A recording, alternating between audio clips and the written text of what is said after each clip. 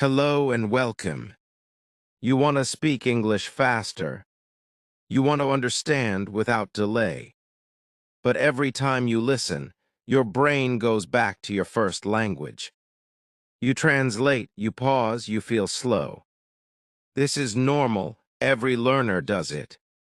But if you continue to translate, you cannot think directly in English. Today, you will learn the secret to thinking in English without translating.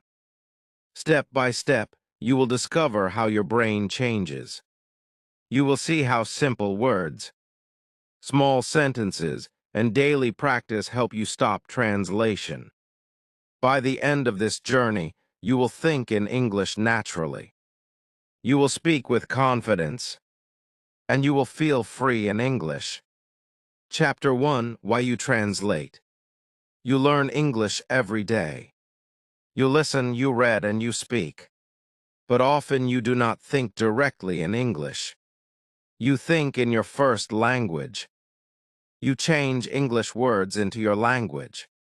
This process is translation. It feels safe, but it slows you down. Your brain loves shortcuts. It chooses your first language because you know it well. You say, "This word in English means that word in my language." This habit looks normal, but it makes English slow. Right now, you are reading in English. But maybe in your head, you are saying the same words in your language. You are carrying two heavy bags. This makes you tired. Translation also creates mistakes. English and your language are not the same. One English word may have many meanings. A sentence in your language may not match in English. You try to copy, but your sentences sound strange. You feel nervous and stop speaking. Think about this. Someone asks, "What do you do?" You hear the words, you pause.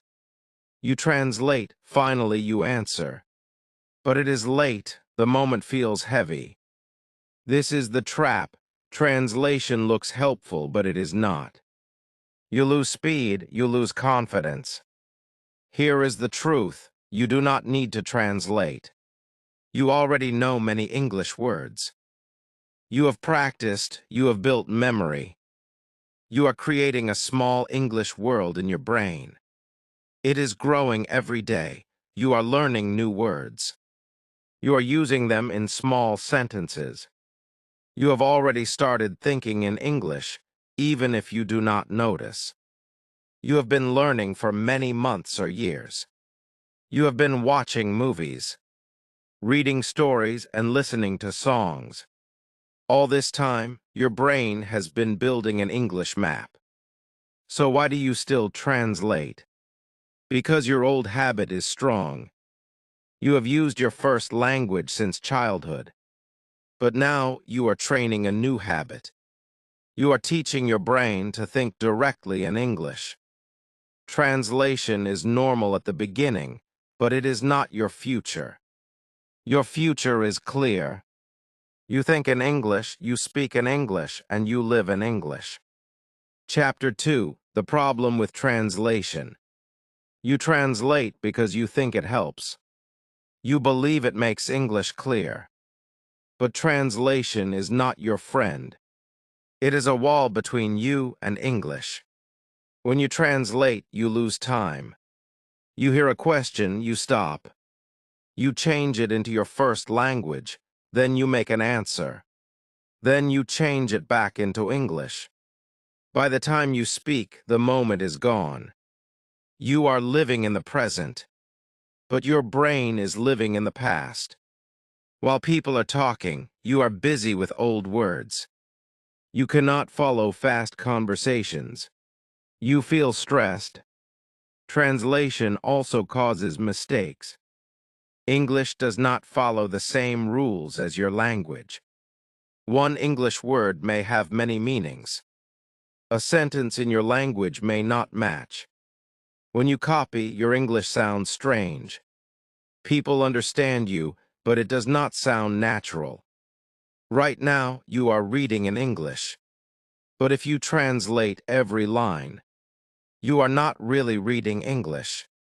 You are reading your language in your head. This uses extra energy. That is why you feel tired when you study. You have learned many words. You have studied grammar. You have listened to stories. But if you keep translating, you have not truly entered English. You are still standing outside the door. You have already noticed this problem. Many times you have paused in conversations. You have been translating while people wait. You have felt shy and nervous. You have been translating since your first English class. This habit has been with you for years. But now you are breaking it. The truth is clear. Translation does not help you think in English. It stops you, it keeps you in two worlds. You want to live in one world, the English world. So you must see translation as a problem. You must decide to let it go. Only then can you move forward. Chapter 3, The Power of Direct Thinking. You want to speak English well. You want to listen without stress. The secret is direct thinking. Direct thinking means you do not translate. You hear English and you understand English. You think of an idea and you use English words immediately. When you think directly in English, you speak faster. You do not stop to search for words. The sentences are not always perfect, but they are clear. You are practicing this right now. You are reading in English without another language. You are focusing only on English. That is direct thinking in action. You have already experienced it. Sometimes, when you listen to music or watch a movie, you suddenly understand a line without translation. You smile because it feels easy. This shows that direct thinking is already inside you. You have learned many words. You have been practicing for months or years. You have built an English memory. Now, when you need words, your brain takes them directly from this memory. Direct thinking gives you confidence. When you translate, you feel slow and shy. But when you think directly, you feel natural. You trust yourself, you speak freely. Imagine this. A friend asks, "Do you want to go out?" If you translate, you pause and answer late. If you think directly, you reply fast. "Yes, let us go." You sound natural and you feel comfortable. Direct thinking connects English with your life. You are not just learning words, you are living with them. You are thinking about food, friends, plans, and dreams in English. You have been waiting for this skill. You have been practicing step by step. Now you are starting to think directly in English. So remember, every time you read, listen, or speak in English, you are training your brain. You are choosing direct thinking. With practice, you are becoming free from translation. Chapter 4, Use English in Daily Life. You cannot think in English only in the classroom. You must bring English into your daily life. English is not just a subject. English is a tool you use every day. You wake up and say, "It is morning." You brush your teeth and think, "I am cleaning my teeth." You eat breakfast and say, "I am eating bread." These small actions in English train your brain. You write your shopping list in English: milk, bread, eggs, rice. You look at the words, and you repeat them at the market. You are practicing while doing normal tasks. You have already used English before. You have read signs, listened to songs, and sent short messages. These are small steps, but they are part of your journey. Now you add more. You talk to yourself. You plan your day in English. You say, "I need to call my friend." You are building an English habit. Daily use makes English natural. You are not only studying, you are living. You think the road is long, or the food smells good. Remember, English grows when you use it every day. Step by step, daily English becomes natural English. Chapter 5, Train with Listening and Speaking. You cannot think in English only by reading and writing. You must also train your ears and your mouth. Listening and speaking connect words directly with meaning. You listen to English every day. You hear songs, podcasts, or stories.